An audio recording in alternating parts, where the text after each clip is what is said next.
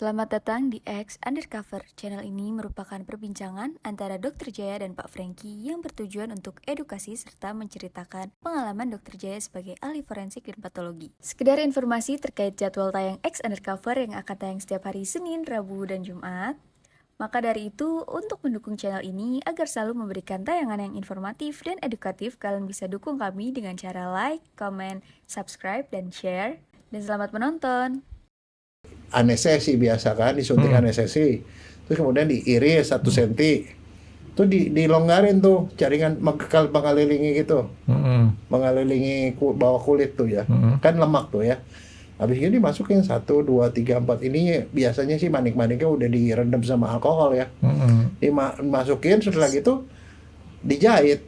Bahwa yang kriminal tadi menggunakan manik-manik itu untuk meningkatkan istilahnya apa namanya fantasi seksnya, Dok ya. Dokter Jaya ke daerah-daerah tertentu kan seluruh Indonesia apa enggak, Dokter Jaya pernah nyampe? Ya hampir seluruh Indonesia. Banyak kasus kan kadang-kadang di Indonesia mana yang banyak, Dok? Barat, tengah atau timur? Yang Dokter Jaya tanganin. Yang paling banyak sih ya sebenarnya ya semuanya lah, barat sampai ke timur lagi. Barat sampai ke timur. Iya. Sampai paling ujung Irian. Oh. Paling barat sini ya ke Sumatera. Nah, tapi Dokter Jaya pernah nggak ada kasus yang menyangkut mistis? Santet contohnya nih, Dok. Oh enggak. Bukan begini. Bukan santet sih sebenarnya, tetapi seperti kayak kebal-kebal itu ada, Franky. Kalau santet enggak. Tapi kalau misalnya kayak susuk ada. Susuk ada. Susuk. Itu kenyataan. Susuknya orang bahasa Indonesia kan, Dok ya? Iya. Karena kalau di Cina susuk ada lagi, Dok. Apa tuh? Oh, paman. Susuk itu artinya paman. Enggak, susuknya itu ada, bukan susuk KB ya. Kalau susuk KB itu kerjaan dokter. Tahu nggak susuk KB diapain? Apaan itu? Saya nggak tahu, Dok. Nggak, jadi begini. Kan orang ikut KB nih. Salah tuh KB-nya itu adalah KB hormon. Hormonnya dimasukin di dalam kayak kawat gitu loh. Di dalamnya isinya obat hormon. Iya. Nah, obat hormon itu dia dibikin slow release namanya, keluar pelan-pelan. Nah, dimasukin di sini sama dokter, disuntik. Jadi dimasukin tuh kabelnya itu, tabungnya itu 5 biji atau 6 biji di sini. Dibikin seperti kayak kipas gitu. Nah, dia pelan-pelan ngeluarin hormon. Jadi dia berlaku, jadi sama seperti orang minum pil KB, tapi nggak usah minum karena takutnya kadang-kadang kalau suruh minum kan suka lupa. Nah, ini slow release. 1 tahun, habis 2 tahun, 3 tahun. Itu habis lama-lama. Habis dia lewat ujungnya itu dia keluar hormonnya dan itu masuk ke seluruh tubuh. Nanti dia punya susuknya masih ada tuh berarti. Ya, nanti terakhir dikeluarin lah. Jadi itu cuman tabung, semacam kayak tabung isi obat hormon yang keluar pelan-pelan. Nah, ini ditanamin di situ. Jadi kalau orang yang pakai susuk KB gitu diraba gini ada kelihatan keraba itu kayak kawat gitu loh, berenjil gitu. Jadi kalau bentuknya kayak kipas gitu loh, Pak. Kalau kita agak curiga sama perempuan, diraba aja, Dok ya. Raba pura-pura bilang sayang. Nah, gitu. Itu susuknya susuk kesehatan kan. Ada juga yang susuk ada di muka. Kalau itu benar, Franky. Orang bilang kan dipakein susuk di muka supaya dia cantik. Nah, cantik apa enggak saya nggak tahu, itu soalnya subjektif kan. Tapi kenyataannya ada orang kecelakaan di ronsen, terus tahu ada kawat-kawat di sini. Kawatnya tuh ada yang 5, 4 itu yang biasanya dikasih di dahi, di pelipis, di pipi, di dagu. Nah, itu katanya begitu di ronsen ada gitu, langsung kita tebak kan, kita tanya pasiennya, Ibu pasang susuk ya? Kok dokter tahu? Tuh ada di ronsen. Kita tunjukin. Nah, itu yang susuk itu tuh dimasukin tuh logamnya dari emas yang biasanya. Emas ya? Logam emas. Jadi bentuknya memang seperti kayak logam. Berarti di bawah kulit sini. Berarti muka dia mahal, Dok, sekarang, Dok. Ya, kira-kira segini lah, kira-kira sekitar 3-5 cm lah, sekitar gitu. Panjang loh. Ya kan lumayan, Dok. Emas sekarang udah 2 juta lebih per gram. Ditambahin dah tuh muka berapa gram. Tapi ya masalahnya, saya nggak tahu itu benar-benar jadi cantik apa enggak. Tapi ya itu ada gitu. Nah itu yang mau pertanyaan saya, Dokter Jaya mempercayai nggak manfaatnya tuh? Oh kalau manfaatnya nggak tahu, tapi buktinya ada. Buktinya Tapi ada. itu bukan klinik kan, maksudnya artinya itu memang ada materinya. Gitu. Secara pembuktian barang fisik ada, cuman masalah manfaat tanda tanya. Ya. Nah tapi kalau namanya kebal, kalau namanya santet, saya nggak pernah ketemu Franky. Tapi Dokter Jaya percaya nggak sama yang kayak gitu-gitu? Bagaimana percaya kalau nggak dilihat? Kalau kita dokter kan apa yang kita lihat. Tapi begini, saya kalau soal kebal itu saya percaya. Karena kenapa? Saya pernah lihat. Ada beberapa kali kejadian. Kejadian pertama adalah pada waktu di UGD. Itu waktu saya tingkat 4. Di UGD orang luka, begitu luka kan biasa luka dibersihin kan, lukanya dibersihin, dikasih H2O2, diapain segala macam. Tapi pada waktu mau dijahit, nggak bisa jahit, patah terus, ganti jarum, patah lagi, ganti jarum, patah lagi, berkali-kali gitu. Tapi kok dia bisa luka ya? Oh enggak, lain. Luka itu pasti ada penangkalnya lagi. Jadi senjatanya ilmu, itu ketemu ilmu. enggak, senjatanya dikasih apa? Biasanya dikasih daun kelor atau apa, saya tidak tahu dan pokoknya. Jadi dia bisa luka, tapi nggak bisa dijahit. Nah terus udah gitu gimana? Kan saya kan sebagai koas nih, kan bingung kan? Ini kenapa dia nggak bisa di ini patah lagi kan lama-lama kita bisa diomelin kan di rumah sakit ngabisin jarum kan, jarum mulai dari yang gede itu masih lebih susah masuknya, sampai yang rada kecil nggak masuk juga. Akhirnya kan ngomong sama temen, nggak ngomong ke pasien ya, karena kita kan nggak percaya begituan. Itu kenapa sih patah melulu begini? Lo kali katanya ngedorongnya tuh lurus kan, kalau itu kan jarum dokter kan bengkok, mestinya bengkoknya sesuai dengan lengkukannya. Enggak, gini. Kadang kita ngomong gitu, kenapa patah melulu begini? Lo kali kurang jago. Enggak, biasanya bisa kok. Pasien yang ngomong, sorry dok, katanya saya lupa katanya. Diambil dari kantongnya. Ada kantong dari kain merah. Dia taruh di situ, di sebelah. Sorry dok, ini katanya. Dari dokter sekarang jahit deh. Bisa jahit lagi. Padahal sih kalau ngejahit dok, kalau jarumnya habis dok, beli aja mata pancing dok. Kan sama bentuknya begitu juga dok. Tapi akhirnya bisa. Terus akhirnya kan penasaran saya. Udah selesai jahit. Apaan sih itu pak? Pak enggak dok, ini bawaan saya aja katanya. Buat apa pak? Ya supaya kebal katanya. Boleh pak, saya tahu isinya apaan. Jadi kantongnya itu ada talinya kan. Talinya dibuka, dikeluarin kertas. Kertas begitu dibuka ada tulisannya, Franky. Saya nggak ngerti tulisannya karena itu bukan bahasa Indonesia. Ada tulisannya gitu loh. Oh ini dok, ini jimat dok katanya. Ya. Nah, kamu percaya apa enggak? Kalau saya sih bukan soal percaya apa enggak percaya, kan percaya kayak udah ngeliat tapi kan? Buktinya ada kayak gitu. Saya sih nggak ngeliat secara langsung, tapi yang jelas waktu zaman COVID ada di TV anak kecil ditusuk nggak bisa, nggak tembus. Anak kecil. Jadi artinya bahwa yang kejadian kayak gini susah kita buktikan bahwa manfaatnya atau gimana, tapi kenyataannya bisa kita lihat tuh dok. Nah itu satu. Ada satu lagi Franky. Kejadiannya waktu otopsi. Ada otopsi, ada penjahat nih, badannya tatuan, meninggal dengan luka tembak masuk. Tapi begini, saya tuh bingung karena gini. Luka tembak itu sebenarnya kalau buat dokter tuh gampang kelihatannya. Jadi ada lubang di badannya, lubang di sekitar lubang itu ada lecet, lecet melingkar juga. Nah, terus baru masuk ke dalam. Nah, sekarang kamu logika kan, anak peluru itu kan bentuknya lonjong. Ya tajam lah. Kalau dia lurus, lubangnya bulat kan? Iya. Kalau dia miring kan lubangnya kan oval. Iya dong. Iya. Nah, jadi ada anak peluru masuk, bulat. Nah, logikanya kan saya yang otopsi nih di perut nih. Begitu otopsi saya mengharapkan tuh ada saluran luka dari perut, kena otot, kena usus, apa semua tuh lurus gitu loh. Iya. Ternyata ada berapa luka yang tembaknya lurus-lurus semua itu, tapi sebagian dari lukanya itu dia masuk lurus. Terus dia menyusuri kulit. tembus di sini, dia menyusuri kulit, ada di bawah.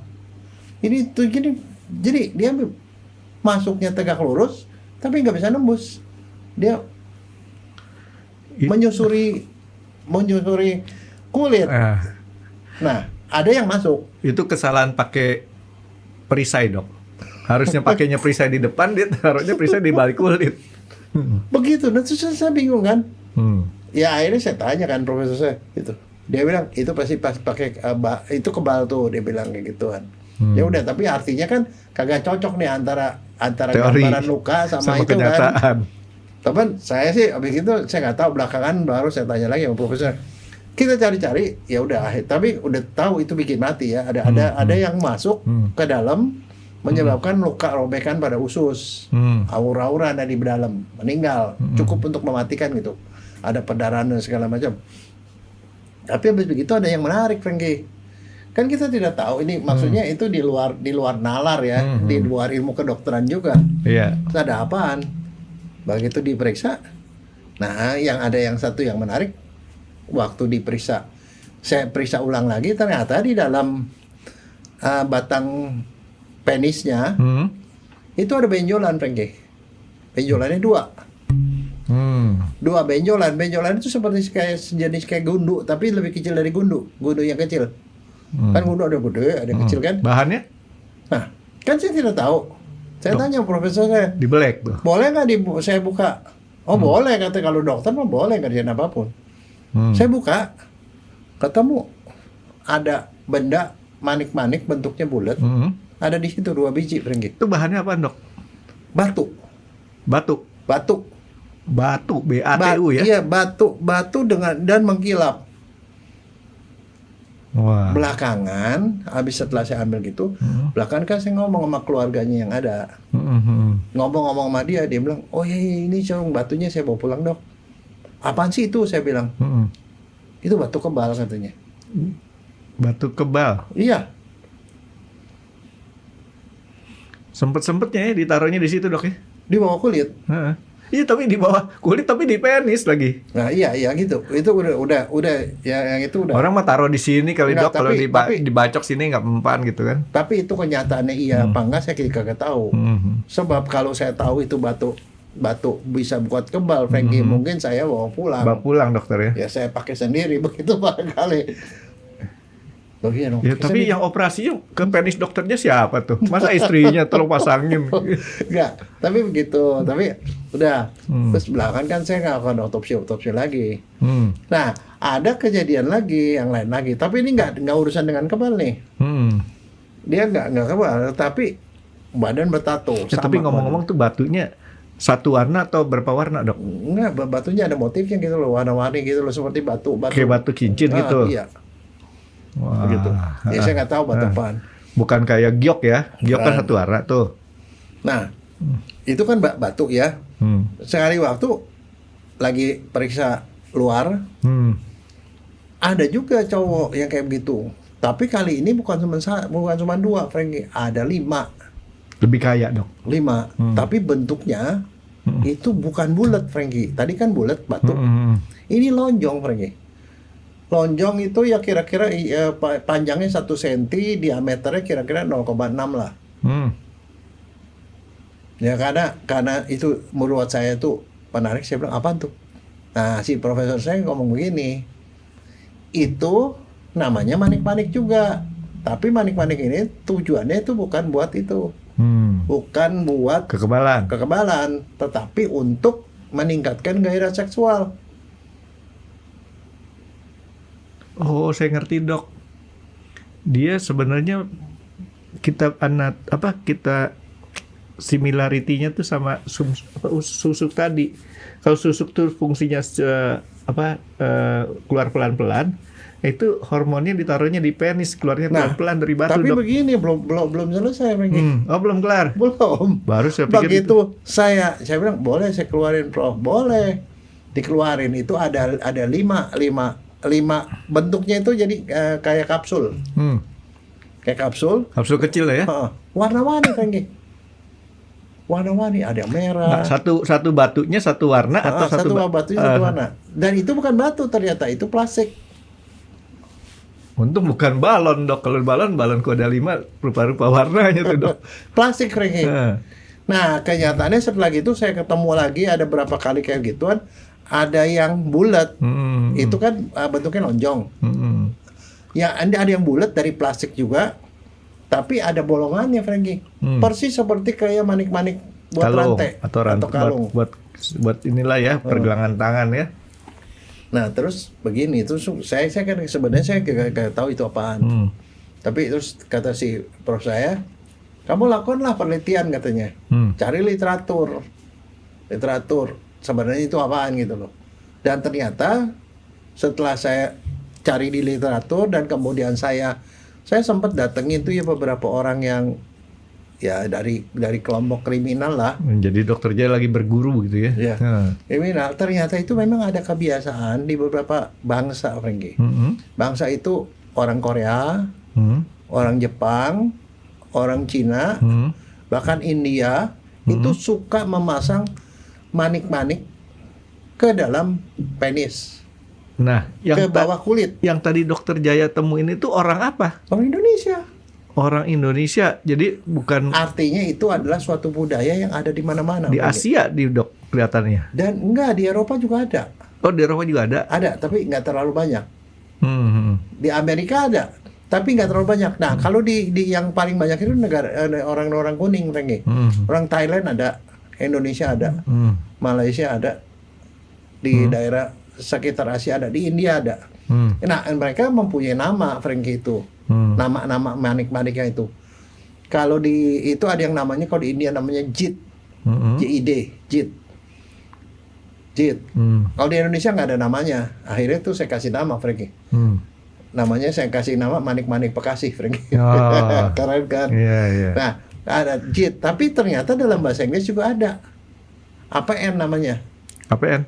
Artificial penile nodule. Artificial itu artinya buatan. Penile itu penis, nodul. Jadi benjolan di penis yang dibikin secara sengaja. Kadang-kadang disebut sebagai penile bed, BEAD. Jadi memang manik-manik penis. Nah, terus sekarang masalahnya buat apaan? Tunggu dulu dok. Saya penasaran, dokter Jaya kan waktu ngeblack tuh.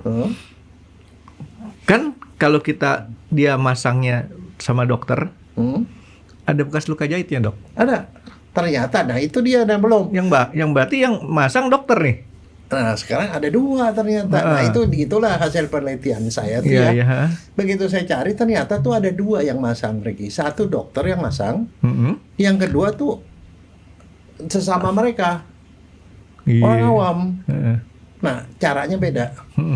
Kalau orang awam nih cara masang. Jadi nanti dulu sebelum sampai ke cara pakainya itu apaan sebenarnya. Nah, kalau ternyata kalau yang lonjong-lonjong itu plastik beneran tadi dokter. Plastik. Itu adalah sikat gigi, gagang sikat gigi, Franky. Saya pikir tadi lebih kaya loh dok. Soalnya kan dia bilang dokternya 5. Ternyata tadi nggak pakai modal. Sikat gigi diakalin. Batang sikat gigi dipotong, dialusin, jadi sampai dia melengkung ujungnya. Nah, itu makanya jadi warna-warni. Satu ya. Tapi kalau saya yang kedua itu ternyata mereka pakai manik-manik yang dari rantai, rantai atau gelang.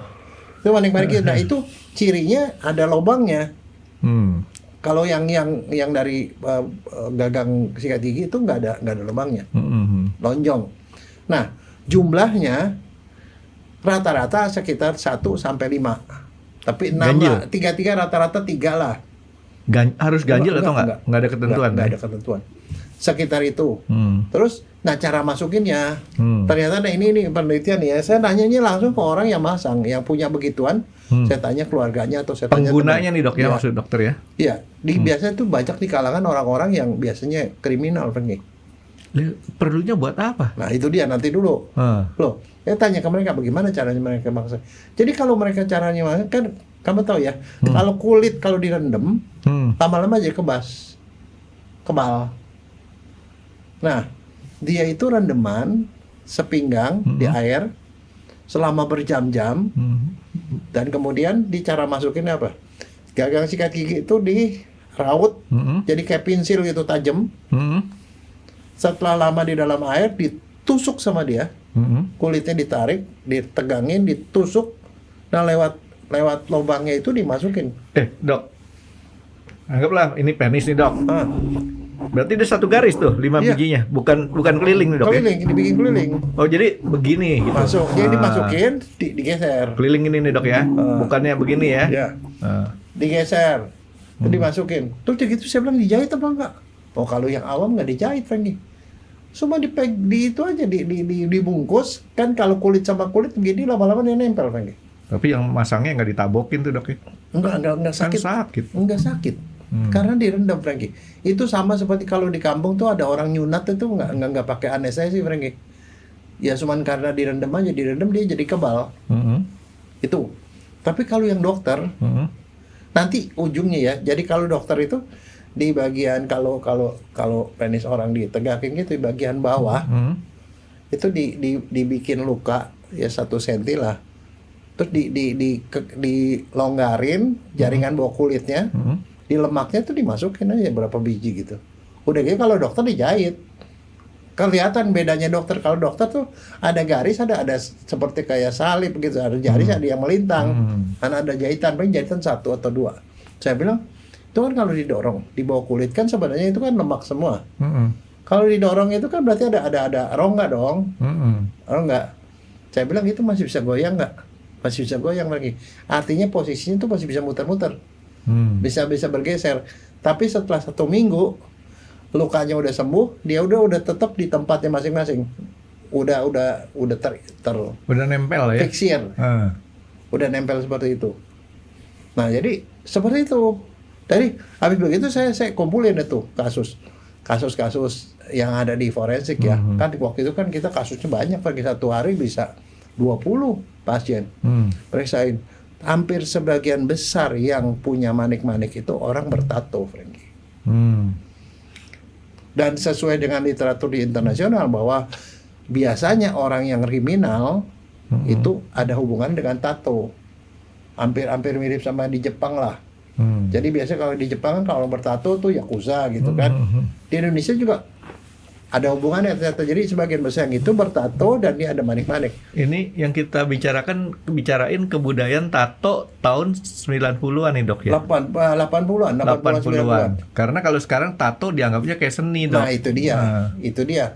Pada waktu itu pernah ingat kan ada masa di mana orang takut kalau punya tatonya dibuang. Tahun 84 dok. Ya itu karena itu ada Petrus kan. Orang bertato ditembak. Nah pada waktu era-era sekitar itu. Jadi ternyata tuh ada kaitannya. Kalau orang yang tidak bertato kebanyakan tuh tidak ada gituan. Kalau ada gituan ada gitu. Nah sekarang kemudian saya bilang itu buat apaan? Nah saya nanyain ke mereka kenapa masangin begituan. Nah itu kemudian ternyata mereka bilang begini, jagoan-jagoan itu kan jagoan-jagoan ya kebanyakan ya. Jagoan-jagoan Zaman itu. dulu artinya kalau orang bertato kita asumsikan ya dok ya, anggota kelompok kriminal. Ya, dulu ya. Ya rada-rada lah orang yang rada-rada nakal lah, pokoknya gaul lari. Nah ternyata mereka bilang begini, mereka itu gagah secara fisik ke laki-laki kan. Artinya mereka jagoan terhadap laki-laki yang lain takut kadang mereka. Kadang-kadang malah tatonya itu menjadi simbol, Franky. Ada beberapa jenis tato yang nggak berani orang pasang sembarangan. Misalnya tato naga, tato macan, itu adalah pemimpin biasanya. Coba aja kalau pada zaman itu ya, kalau kamu pakai tato naga atau tato itu langsung walaupun buka kamu sekeren apapun dipanggilnya bang sama orang. Bang, sorry bang, gini-gini dihormati, Franky. Karena itu ada seperti kayak status tuh biasa pimpinan. Nah ternyata di antara mereka bilang mereka jagoan terhadap laki-laki, tapi mereka juga mau jagoan terhadap perempuan. Nah disitulah perannya manik-manik. Jadi buat apaan sih sebenarnya? Jadi mereka bilang begini, kalau orang yang punya manik-manik itu kalau dia ereksi, ya itu kan manik-maniknya kan ketekan keluar, jadi membentuk benjolan-benjolan. Nah benjolannya itulah kalau mereka melakukan hubungan seksual itu membuat si perempuannya itu takluk. Artinya dia bilang kalau kayak begitu perempuan itu nggak bakal lari ke cowok lain. Ya ampun dok, begitu aja sampai nyiksa diri kayak gitu dok. Yang kayak nyiksa diri itu saya tanya, Emangnya kalau ereksi ada manik-manik rasanya apa bang? Tahu nggak apa rasanya? Nggak tahu. Sama aja kayak kau punya kulit ditekan gitu, ketekan Frankie di daerah situ kan dia mengembang ketekan, seperti ketekan gini loh, rada-rada sakit. Tapi dia bilang dengan cara seperti itu menurut mereka ya, saya nggak tahu itu, si ceweknya itu nggak mungkin beralih ke cowok lain. Nah belakangan saya kemudian nanya ke mereka, emang nggak ada cara yang lebih manusiawi, lebih enak? Nah ya kayak dia bilang ngapain nyiksa diri gitu kan. Ada ternyata, habis itu tau nggak apa? Saya ditunjukin Frankie. Saya tahu. Apaan? yang paling murah dan deket kita ke Singapura. Lah, jauh amat, di sini juga ada yang jual kali Frankie. Ya di sini kan kita kan umpet-umpetan, kalau Singapura kan pinggir jalan Orchard Road, Dok. Atau kalau di Eropa hampir setiap tempat pinggir jalan yang jual itu jual. Sama nggak nih otaknya? Saya sama. Bentuknya? Ada bintil-bintilnya gitu, Dok. Iya, bentuknya seperti kayak karet, gelang, ada bintil-bintilnya. Nah, iya. Sama kan berarti ya otak saya, Dok ya? Iya, itu dipasang di ujung di lehernya kan? Enggak. Sampai ke ininya dia. Ya enggak, tapi biasanya tuh nyangkut di leher, Frankie. Barangkali harus ya. lebih kecil dari leher, sehingga supaya apa? Supaya kalau berhubungan tuh dia kagak copot. Ya besok-besok dokternya ditanya deh, beli di mana di Indonesia, Dok? Cari aja di Tokopedia. Itu namanya manik-manik. Tapi itu yang tidak ini, Frankie, artinya tidak permanen. Dan tidak permanen, dia dikalungin gitu, seperti kayak dikalungin. Itu memang ternyata seperti itu. Tapi mereka bilang kalau yang kayak beginian enak, praktis, karena dia tidak usah ngapa-ngapain. Betul kan? Nggak usah nyiksa diri, cuman perlu modal. Beli. Jadi udah begitu. Terus saya cuma mikir sebenarnya ada nggak sebenarnya efek samping dari itu? Sugesti kali, Dok. Loh, enggak lah. Loh, kalau kenyataannya dia bilang menurut mereka ya, saya tidak tahu karena saya nggak punya juga, boleh diperiksa. Di otopsi, Dok. Jadi mereka itu ternyata dia bilang begini, kalau dia pakai begitu si ceweknya itu, karena gini, kan dengan adanya benjolan itu si ceweknya itu friksinya, gesekannya itu lebih kuat sehingga si ceweknya itu lebih puas katanya. Itu kalau menurut mereka, sehingga si ceweknya itu tidak ada yang pakai begituan tuh, ceweknya kemudian bisa pindah ke laki-laki lain gitu. Nah, ini bagus, Dok. Saya mau bikin polling buat yang komen nanti, Dok. Siapa yang percaya Dokter Jaya nggak punya? Enggak, tapi begini. Tapi kalau saya kan peneliti nih, iseng. Hati-hati peneliti, Dok. Sekarang peneliti juga kadang-kadang susah. Enggak, soalnya saya begini, saya tanya sama profesornya. Prof, saya mau bikin tulisan soal beginian, makanya saya mau melakukan penelitian bagaimana cara makainya, apa gunanya dan segala macam. Saya bilang, iya dong, saya mau begitu. Saya bilang saya mau ambil, mau kumpulin ini, yang punya begitu saya kumpulin, saya ambilin. Toh juga nanti habisnya dikuburkan juga habis kan, kumpulin boleh apa enggak? Dia bilang boleh kalau untuk penelitian. Jadi saya ambil tuh. Nah ternyata ya waktu di otopsi itu kan saya bukanya tuh lewat jaringan yang ada jaringan parutnya itu, jaringan parutnya. Saya buka terus di sekitar ininya, dan saya dapetin ternyata ya di sekitar manik-maniknya itu udah kebungkus sama jaringan ikat, Frankie, jaringan keras, terbungkus. Nah saya ambil tuh jaringan ikatnya. Jadi sudah nganggep itu sebagai bagian tubuh kita sendiri. Iya, gitu, Dok, tapi ya? dianggap karena awalnya dianggap sebagai benda asing, dia dikelilingi oleh jaringan ikat yang cukup tebal supaya nggak kemana-mana tuh ya. Nah itu dia yang menerangkan kenapa setelah 1 minggu itu dia tidak geser posisinya. Saya ambil, saya lihat di mikroskop. Saya periksa mikroskopnya karena saya mau neliti kan. Ya, ternyata yang dokter dia teliti itunya tuh ya. Iya. Barangnya ya, bendanya ya. Bendanya saya kumpulin, saya kumpulin warnanya dan segala macam, bentuknya dan segala macam. Jaringannya sekitarnya itu di sekitar manik-maniknya saya periksa. Ternyata di sekitar manik-manik itu isinya jaringan ikat doang. Tapi di situ ada pembuluh darah, Frankie. Kan ada pembuluh darah kan. Jaringan ikat kan tetap bukan jaringan mati kan. Di dalam pembuluh darahnya itu ada sel radang, Frankie. Sel radang bulat yang menunjukkan bahwa buat tubuh kita si manik-maniknya itu dianggap sebagai benda asing. tetap nggak mau dianggap sebagai bagian daripada badan Iya, kita. dikelilingi dengan radangnya radang bulat-bulat. Itu isinya limfosit sama monosit. Itu yang menunjukkan bahwa itu dianggap tuh benda asing yang sudah kronis sama dia. Nah, itu. Dan pembuluh darah di sekitarnya itu ada radang, Ada radang di pembuluh darah, arteritis. Jadi ada prinsip peradangan di situ, walaupun itu tidak sampai bikin sakit. Itu dokternya penelitian di situ. Iya, jadi itu kemudian waktu saya bawain ke Jepang, ternyata beberapa sejawat saya dari Jepang bilang, oh di Jepang juga ada kayak begituan, di kalangan mereka juga yang orang-orang seperti itu. Gitu. Terus dokternya penelitian dilanjutin nggak? Loh enggak, saya udah tahu isinya apaan, cara masangnya gimana. Kalau dokter, kalau dokter nih ya, dia datang, dok tolong pasang ini ada 5 biji misalnya. Dokter tuh anestesi biasa kan, disuntik anestesi, terus kemudian diiris 1 senti, tuh dilonggarin tuh jaringan mengelilingi gitu, mengelilingi bawah kulit tuh ya, kan lemak tuh ya. Habis itu dimasukin 1, 2, 3, 4 ini biasanya sih manik-maniknya udah direndam sama alkohol ya, dimasukin, setelah gitu dijahit. Nah setelah gitu dokternya cuma tinggal bilang aja, ya kamu posisikanlah sebelum dia menetap, posisikan di posisi mana kamu mau dia ada di situ. Setelah gitu ya dia. Tapi kalau udah dokter yang masangin ya tinggal dicabut itunya jarumnya benangnya nanti 1 minggu kemudian. Enggak, terus dokternya penelitiannya diterusin nggak? Yang enggak, saya udah tahu lah ceritanya. Cuman akhirnya berkatakan saya tanya tapi ternyata tuh itu di luar negeri ada. Yang paling banyak tuh di Saya Jepang. pikir dokter Jaya terusin dengan efek hasilnya dok. Enggak, tapi waktu saya bikin itu saya terkagum-kagum juga, ternyata di berbagai bangsa lain juga ada Frankie yang begituan. Tapi tadi dokter Jaya di Jepang cukup lebih populer lah ya di kalangan dokter ya. Nah, artinya nggak menutup kemungkinan kan kriminal kan nggak milik orang Asia doang nih. Di negara-negara Barat pun kemungkinan ada gitu dokter. Tapi tulisannya jarang lagi.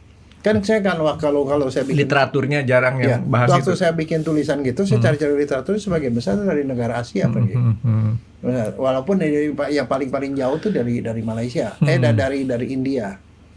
Ada India yang saya bilang namanya GID tadi dok. Ya JIT. Kalau di Indonesia akhirnya saya bilangnya manik-manik Bekasi, karena buat apa? Ya manik-manik Bekasi. Tapi saya nggak tahu. Tetapi sampai sekarang mungkin sekarang kalau saya lihat ya kalau di otopsi tuh jauh lebih jarang dibandingin pada waktu tahun 80 90-an. Ya tapi maksudnya saya itu ya satu fenomena yang barangkali nggak banyak orang tahu gitu. Kebetulan saya tahu karena kasusnya itu cukup banyak kan di kalangan gitu. Tapi kalau bahwa itu ada kaitannya dengan kriminal yang ada tulisan di luar negeri itu adalah soal tato.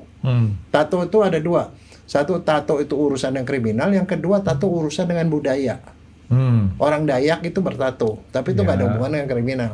Orang Taiwan orang aslinya juga tatoan. Iya, banyak tatoan gitu. Kalau di Jepang lain. Jepang itu tatonya bagus, Frankie. Geng. Nggak, tapi tatonya memang bagus, Frankie. Warnanya bisa 5 warna dan itu bisa seluruh tubuh. Ya karena dia punya teknologinya lebih modern dok. Ada warna. Kalau kita dikasih warna nggak mampu bikinnya. Tapi dok, saya sih ambil kesimpulan gini ya. Nggak tahu benar apa nggak kesimpulan saya. Bahwa yang kriminal tadi menggunakan manik-manik itu untuk meningkatkan istilahnya fantasi seksnya dok ya. Bukan fantasi, perasaan kepuasan seks. Nah iya. Bukan fantasi itu. Nah sekarang itu kan artinya menurut saya itu bukannya mistis. Bukan. Tapi memang dia sudah mempelajari gitunya. Ya. Jadi penggunaan manik-maniknya di sini boleh dibilang kan sebagai satu benda aja kan, tidak diisi sama kekuatan. Nggak ada isi. Nah, kecuali yang kasus pertama tadi yang saya ngomong. Yang kebal. Yang kebal itu memang ada isinya. Ya, padahal kan Dokter Jaya kan di Indonesia tuh manik-manik tuh ada dipakai orang. Di beberapa suku bangsa manik-manik tuh dipakai buat sini nih dok. Ya. Dipakai. Ingat nggak tahun berapa ya? Sekitar tahun ingat nggak tahun 90-an tuh ada dari negara Korea jualan laku banget dok. Kalung yang kayak kayak kalung itu loh dok, bentuknya kalung kayak segede-gede gini deh. Ya kayak mutiara lah. Bukan mutiara. Mutiara gede. Mutiara kan bulat. Ah. Kalau dia tuh seperti tabung. Tabung kecil-kecil. Tabung kecil-kecil diinin katanya buat manasin badan segala macam. Oh iya, iya. Ingat ya? Ada berapa orang yang jualan sejenis batu-batuan gitu. Batu beneran dok. Iya, Nggak, tapi maksudnya itu ada yang ini batu ini buat Iya. ngambil rezeki, dapat rezeki. Nah, itu ini satu. buat supaya disayang orang. Ada gitu loh. itu kan kita bicara masalah manfaat batu tersebut terhadap kesehatan. Ya. Ada batu turmalin, ada batu ini yang saya Supaya kadang-kadang sehat. buat sehat. Tapi ada satu lagi batu-batu yang kayak tadi buat pengasih, batu buat kesehatan banyak banget dan itu harganya dok mahal. Digosok sampai mengkilat banget. Di Kelapa Gading ada yang jual tokonya tuh. Kalau kita ke situ saya udah mikir aja, buset, ngitungnya per biji dok. Satu bijinya dianggap berapa, satu ini kali berapa. Saya mah nggak tahu ya, gak keluarin duitnya dok buat beli gituan.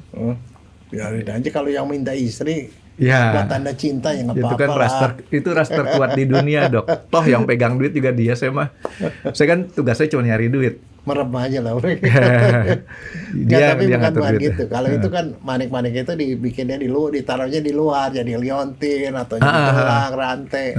Ya jadi kan makanya tadi saya bilang si kriminal tadi dia tuh tidak ada dua macam. Yang satu adalah mempunyai manfaat dari segi mistis. Kebal itu kan mistis tuh. Iya. Dok.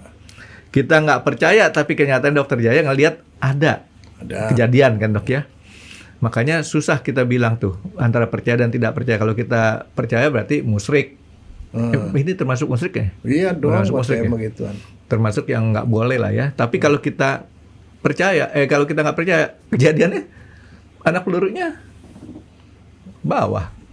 Nah, terus kemudian kalau yang satu lagi adalah batu ini atau si manik-manik tadi manfaatnya secara manfaat fisik. Fisik, ya. Dirasakan secara fisik. Ya. Entah itu untuk meningkatkan gairah seks ataupun istilahnya untuk kayak tadi yang sampai buat nyembuhin ini, nyembuhin itu. Yang jelas kalau saya sih kalau dikasih batu segitu banyak ya, kayak waktu yang dari Korea kalau nggak salah kan batunya tuh sakit leher dok. Berat itu bisa sampai 2 onan digantungin di sini gitu kan. Sekarang udah nggak populer lagi tuh.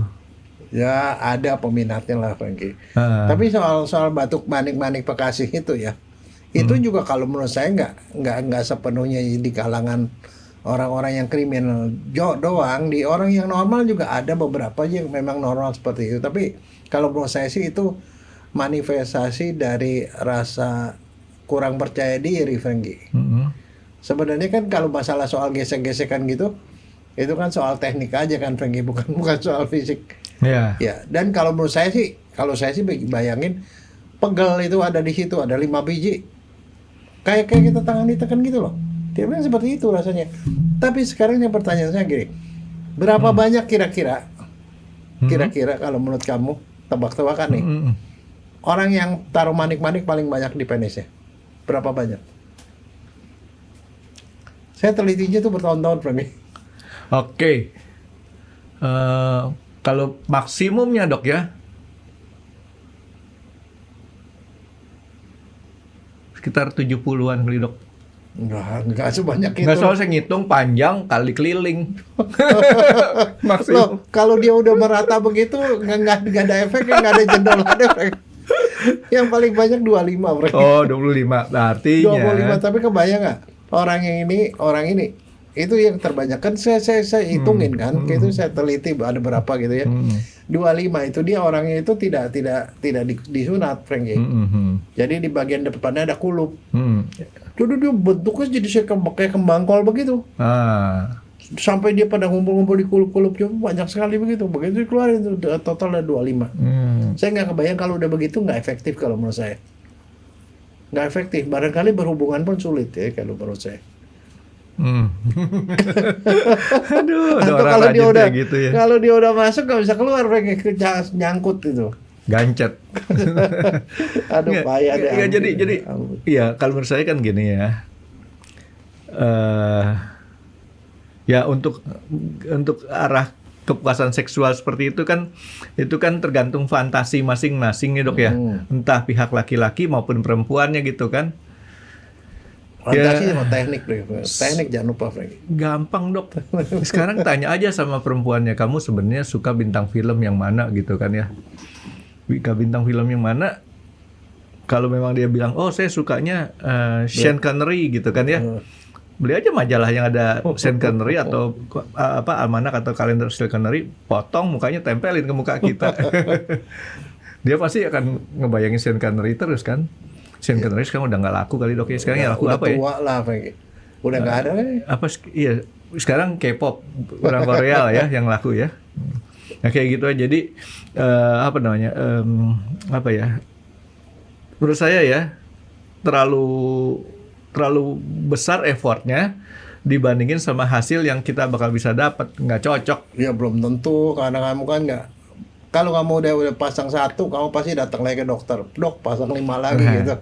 Siapa tahu. Tapi bukan cuma itu, Franky. Kenyataannya kalau yang di tempat-tempat yang jualan yang non permanen itu ya, selain biji-biji gitu, mereka ada juga yang pakai bulu loh. Yang pakai bulu kalau menurut saya itu menyakitkan, Franky. Sakit kan? Saya sih kebayang dokter Jaya pasti sering masuk ke tempat yang kayak gituan tuh.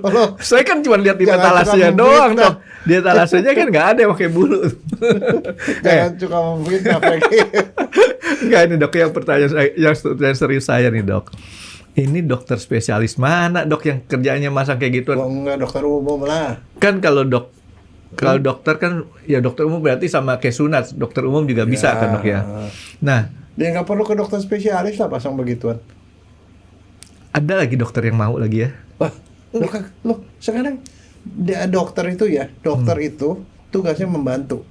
Kalau dia mau masukin gitu, bagaimana caranya? Kita kan ini namanya dokter, dia dokter ya pakai pisau, nggak mungkin dia tiba jampi-jampi tiba-tiba ada di dalam. Nggak mungkin. Dokter itu tugasnya membantu.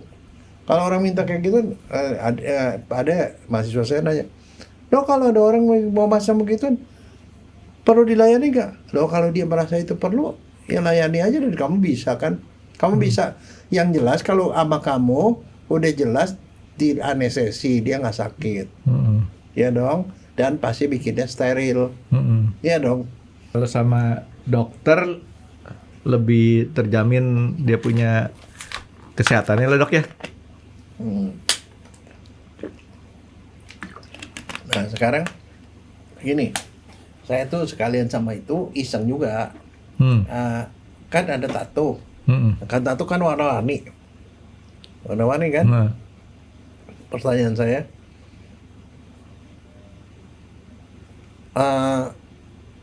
warna ada merah, hijau, kuning segala macam gitu. Kalau dilihat di mikroskop itu warnanya apa? Merah. Hitam. Semuanya hitam. Nggak ada warnanya, Franky. Jadi saya ada beberapa orang yang bertato gitu kan, saya ambil. Itu di tato itu adanya di bawah kulit. Jadi di daerah dermis, jadi bukan epidermis, bukan kulit ari, di bawahnya. Diambil, dipotong, dilihat itu kalau secara mikroskopik itu bentuknya seperti kayak kotoran aja gitu, hitam semua. Itu warna apapun. Itu zat kan warna. Zat warnanya kan udah berubah kali, teroksidasi nih dok. Iya, tapi dari luarnya warnanya ini di dalamnya sama hitam. Cuma letaknya dalam dia, sedemikian dalam sehingga kalau misalnya orang nih sampai dia meninggal, dia busuk, kulitnya kan pada copot semua, tato masih ada. Masih ada tatonya, gambarnya masih ada, warnanya pun masih ada.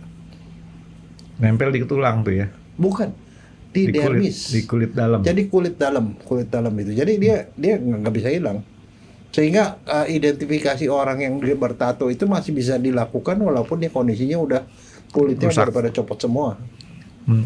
Nggak ini dia dalam. Nah, beda dengan yang kalau sekarang kan banyak anak-anak remaja ya bikin tato segala macam, ada tato yang sementara itu yang di Bali itu. Itu nggak masuk mereka di luar doang. Iya. Ya kan itu bisa dihapus setelah berapa lama hilang. Itu beda. Oh, temporary tato. Iya. Ya, sekarang kalau temporary tato mah nggak usah ke Bali, Dok. Beli aja stiker yang inget nggak waktu zaman kita kecil dulu kan ada stiker yang dicelupin ke air, Ya. tempelin, Iya, tato dapat jadi di luar. Sekarang juga masih dijual tuh kayaknya stiker kayak gitu tuh. Nah, sekarang saya mau nanya. Terus disetrap sama guru tuh. Yang salah satu yang budaya itu orang India kan suka pakai tato tuh. Tatonya warnanya merah kemerah-merahan kan. Pacar. Sini. Tato. Kan disebutnya Tato pacar India. tuh, Dok. Oh, pacar. Iya, kalau nggak salah pacar. Kalau nggak salah ya. Tuh mereka gitu buat keren-kerenan gitu kan. Itu biasanya pengantin perempuan ditato tangannya gitu kan. Itu hilang. Gitu. Kalau nggak salah sebutnya pacar, nggak tahu, nanti mungkin ada orang yang betulin dah namanya apa. Ya jadi ternyata manik-manik tuh sukar kita terima tapi bisa dipercaya gitu, Dok ya. Ya kan diterima kan susah, tapi dipercaya kan ada kejadiannya tuh. Gitu. Oke, Dok. Sekarang menurut Dokter Jaya, kalau orang yang masukin benda tadi bukan seorang medis, Dok ya, kan ada resiko infeksi. Ternyata enggak juga. Enggak juga. Kenapa? Dia rendaman sama air. Airnya udah pasti bukan air kotor dong. Sikat giginya yang dia pakai buat nusuk itu Bekas dipakai sikat gigi. sikat gigi baru. Oh. Jadi dia kan nggak mau lah pakai sikat gigi lama. Gigi baru. Jadi relatif sih juga aman sih. Cuman karena nggak dijahit itu dia mesti nggak boleh bergerak itu. Kulit sama kulit tuh mesti dalam posisinya begitu, mungkin harus diplester atau apa sedemikian apa sampai dia udah nyambung. Itu makan waktu, kalau 5 hari pun ya dia udah akan nyambung, nggak ada masalah. Kan kalau kita luka juga kayak kadang-kadang nggak dijahit juga dia bisa nyambung sendiri kan. Cuman paling ada jaringan parutnya lebih gede kalau nggak dijahit. Itu aja. Nah, dari penelitian Dokter Jaya, banyakan mana yang hasil medis, bantuan tenaga medis atau bukan tenaga medis? Yang bukan lebih banyak. Oh. Yang bukan lebih banyak. Yang bukan lebih banyak. Jadi sekarang pertanyaannya saya balik, Dok. Tadi kan kita ngomong masalah benda Anda asing di penis lelaki. Ada nggak benda asing di vagina perempuan, Dok? nggak pernah ketemu, nggak ada. Dokter- Belum bentuk nggak ada, tapi nggak pernah ketemu. Nah. Dan nggak ada gunanya juga buat apa? Ya siapa tahu Dokter Jaya ada nanti mau neliti lagi. Enggak, ini nanti ada. Yang begituan tuh waktu saya itu waktu saya publikasi internasional loh. Saya ngomongin kayak begituan gitu. Terus ada teman dari Jepang. Sama di Jepang juga ada kata dia. Jadi ya oke. Tapi kalau yang sampai neliti sampai ke mikroskopnya seperti apa gitu nggak ada. Mereka cuma ngomongin bahwa ada kebudayaan seperti itu gitu loh di kalangan mereka.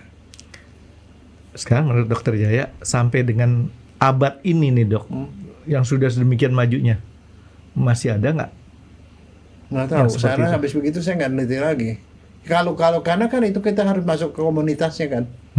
Tapi kalau sekarang itu yang jadi masalah adalah kasus otopsi itu nggak terlalu banyak lagi. Nanti berarti Tapi satu kadang-kadang masih ketemu juga orang yang pakai manik-manik, tapi jumlahnya nggak banyak, 2 atau 3 gitu, paling maksimal 5 lah.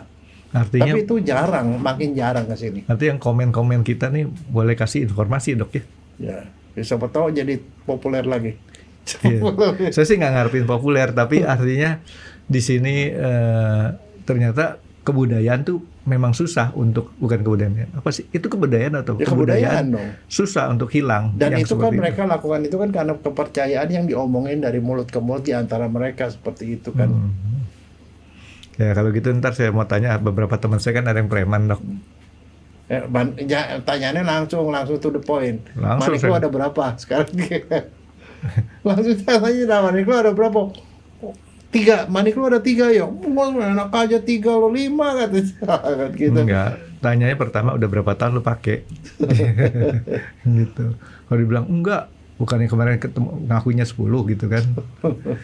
Terus sama juga kita ngejebak umur perempuan, Dok.